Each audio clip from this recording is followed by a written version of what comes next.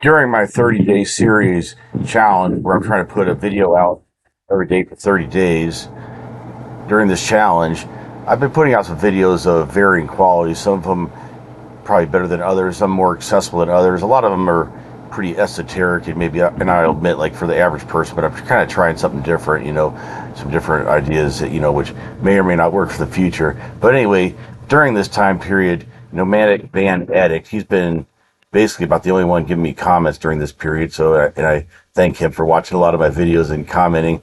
And so I thought I'd just do a quick overview of his channel. Now, I did meet him last year at AdventureVanMan's Meetup here in Duluth. Now, I hate to say I forgot his first name. If I watched enough of these videos, I could probably find his name in here someplace. And I'll admit, I haven't watched a lot of his videos, but I've watched enough to see like his style and stuff. And I'd watched a couple of his recent ones. And now he's a guy, he doesn't live too far from me, I guess about an hour from me or something. Just still kind of like in the same like northern Minnesota kind of area. He's a little bit more toward the cities, but still pretty much away from the cities. Anyway, so what he is he's a guy who's got a house and everything, but he likes to focus on doing van life stuff. He travels a lot and does a lot of different videos, especially up here in this area in northern Minnesota. But he goes other places as well, and he does a lot of other kind of like reviews and stuff. Actually, if you look at his videos, he has a pretty wide variety of videos, it looks like. So if we go to here, okay, here's his more recent. Okay, now one thing you notice is he shows his face a lot and does the whole like the basic vlog type thing where he sets up the camera, walks by, that sort of thing. I've never really done that thing. I've only shown my face a few times. Maybe, I don't know. I guess self-conscious about that, but I guess maybe it would bring more views when I was doing these type vlog things. I guess some people think it does, makes it more personal, makes it like, like you're watching a real person. I mean, obviously it's more work than just, filming it. And I guess you're giving actually more information to the customer or the viewer if let's say you're wearing like a GoPro or you're wearing just doing like a point of view thing. And obviously I'm filming my dog a lot. That's the main thing people want to see.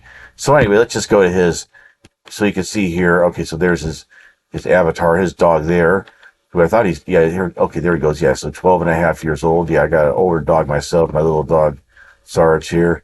And let's just go to some of his videos here. Okay, if we go to popular, now you see he's been doing it a long time. I think my channel's only been around about 8 or 9 years. I think I had another channel that was around a little longer, but I wasn't doing the van life stuff. But you can see that, like, okay, so here he was 16 years ago in an old Lincoln Town car. I guess it would have been old even back then, right? Probably, I don't know. Okay, I'm not going to say I know cars, but anyway, so he had a huge burnout near Bayfield, Wisconsin. But on the positive side, it became his most popular video here with 34,000 views.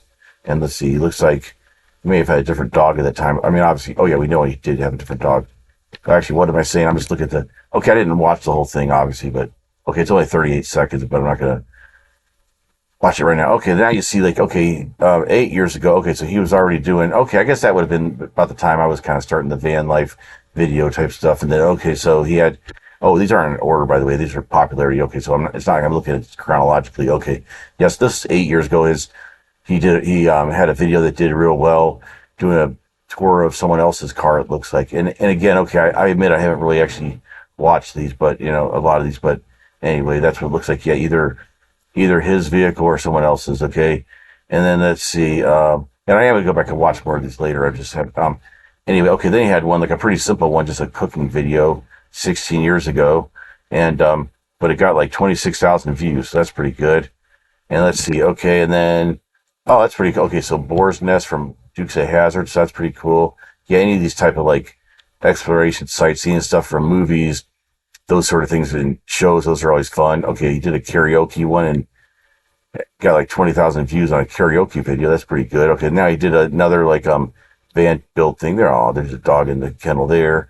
And then so he did a no build setup. Well, I think he said he has several vans, right? That's the thing too. Okay, that's why he's calling himself the Van Addict. So it shows right there that he's focusing on the mechanical part a lot, Okay, now so he does that's one thing I'd probably never do is a cooking video because I can't really cook anything. But anyway, I don't know if I really, in general, I usually don't like to watch like mukbang videos too much just because I get like too hungry or whatever. But it's like, okay, and then here's the same town car that he is.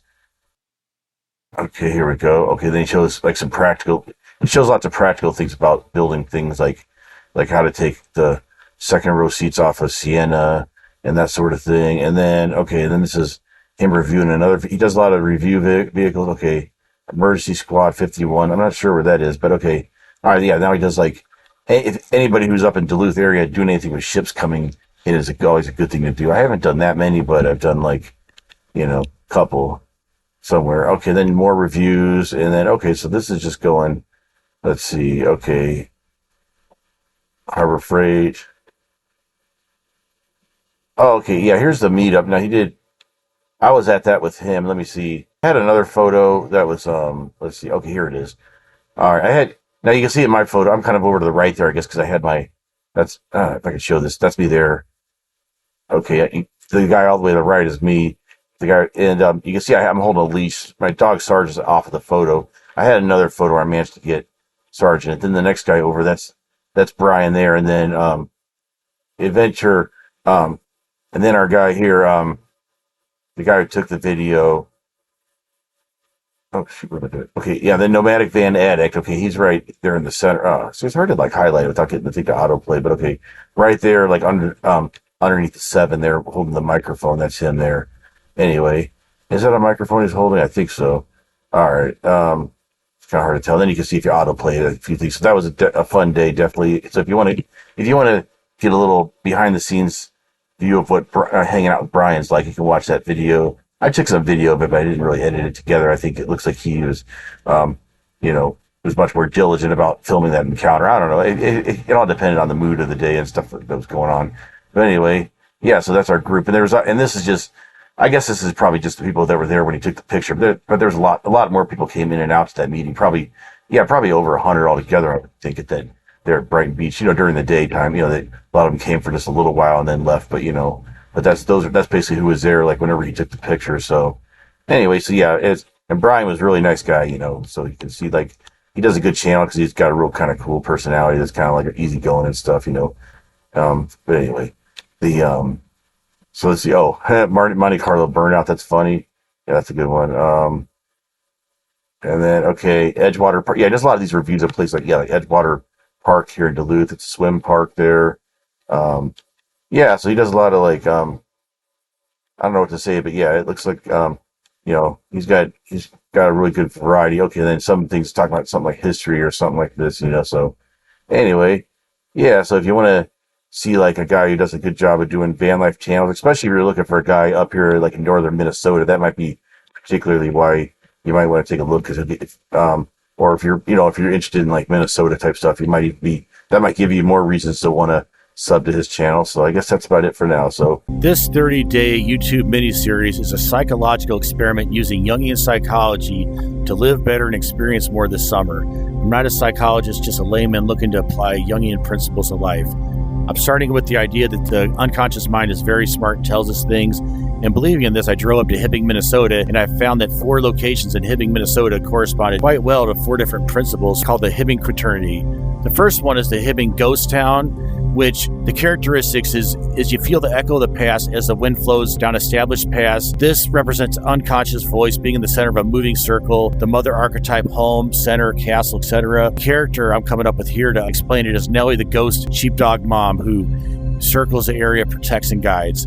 The Greyhound Museum has to do with travel and also the Jungian idea of beauty as a way of mentally feeling your way into physical objects and flowing into life in general, flowing beauty, mentally becoming part of the object. The character here I'm coming up with is Flows With It, which is a Native American cartoon character who has a magic canoe, finds all past, glides over, portages, flows into life. Now the ore pit, it represents awe, the smallness of the individual, abstraction, and the way to in making the world simpler, more understandable. Connections, the beauty of symmetry, the beauty of maps, beauty of mathematics. And this is supposed to be Laser Nash. Doesn't look like him that much, but anyway, it's like John Nash with his cup sending out all these laser beams across, dividing the world, trying to find that order in the chaos from A Beautiful Mind, if you haven't seen that movie. Bob Dylan's home. It represents stories, archetypes, wishing to become someone else. DJ Hat Trick, what he does is he gets people into the groove by putting different hats on and sending people into different paths. It's sort of like the way we do whenever we listen to a song, for example. Here's a simplified view of the quaternity here that I'm going to be using for this 30-day adventure. And this is what it's going to more look like. I'm just going to do a simple sketch that I'll put in the video and then just kind of explain it like on a notepad like this to make it simpler so I can get it done, so I can do a video for 30 days. And so subscribe to get all 30 of those videos.